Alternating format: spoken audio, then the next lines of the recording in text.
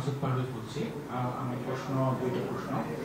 প্রথমটা করি, আমরা কিছুদিন আগে ক্যাপ্টেনের মুখ থেকে শুনেছি উনি বাংলাদেশের মানুষ অনুরোধ করেছেন যেন এবার আশা খুব বেশি না করা হয়। তো আপনাদের জন্য একটা ফার্স্ট বিগ অ্যাসাইনমেন্ট, একটা ওয়ার্ল্ড কাপ টিম আপনারা ডিক্লেয়ার করলেন। এই দলটার কাছ থেকে আপনাদের আশাটা কি, আপনারা কতটুকু বা কত বড় আশা করছেন, নাম্বার ওয়ান।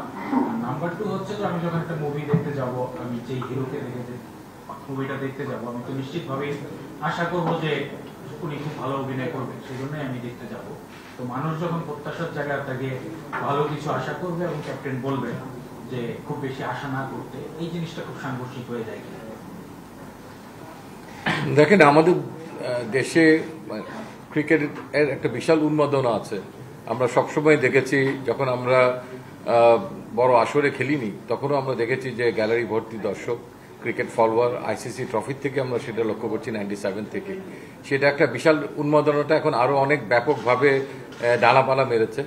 সো দ্যাট সেই আলোকে হয়তো দলনায়ক বুঝতে পেরেছেন এবং সবাইকে এই ব্যাখ্যাটা দিতে চেয়েছেন যে অতিরিক্ত এক্সপেকটেশন যেন না থাকে। টি-20 ক্রিকেটে এখন আমরা ঠিক সেই পর্যায়ে চলে যাইনি যে আপনি সেমিফাইনাল স্টেজে আপনাকে দলটাকে ধরে নিয়ে নিতে পারবেন, যে কোনো কিছুই হতে পারে।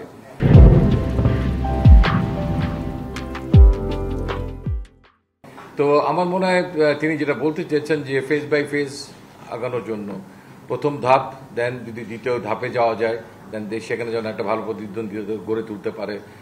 মানে বাস্তব শক্তির আলোকে নিরিখে হয়তো তিনি এই কথাটা বলার চেষ্টা করেছেন। ডেফিনেটলি আমরা আশা করি, প্রত্যাশা আমাদের দলের কাছে আছে যে আমরা প্রথম রাউন্ডটাকে পার হয়ে দ্বিতীয় রাউন্ডে যেন আমরা খেলতে পারি। দ্বিতীয় রাউন্ডে খেললে ডেফিনেটলি সেখানে আমরা আবার একটা প্রচেষ্টা থাকবে, তারপরের ধাপে যাওয়ার একটা প্রত্যাশা থাকবে। নিপু ভাই, বিপিএল এ ভালো করার পর সাইফুদ্দিনকে আপনারা নিয়ে এসেছিলেন জিম্বাবুয়ে সিরিজে। তিনি কিছু ম্যাচে ভালো করেছেন, আবার কিছু ম্যাচে রান দিয়েছেন। তো তার জায়গায় আবার তানজিম হাসান সাকিবকে নিয়েছেন। ওটা আসলে কি বিবেচনা ছিল, যে কোন জায়গা থেকে আপনারা মনে করছেন যে সাইফুদ্দিনের থেকে তানজিম আপনাদের বেটার মনে হয়েছে? দেখেন, এখানে সবাই খুব ক্লোজ বাই। আমরা যে দলটাকে নির্বাচন করেছিলাম এবং যে দলটা আমরা দিয়েছিলাম 30 তারিখে, সেই দলটা একটা প্রেক্ষাপটে আমরা নির্বাচন করেছিলাম। আমাদের দুটো রাস্তা খোলা ছিল।